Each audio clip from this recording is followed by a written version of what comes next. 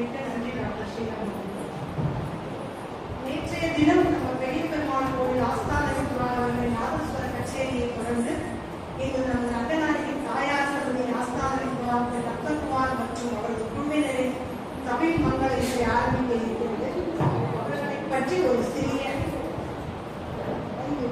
ஒரு அறிவிப்பு.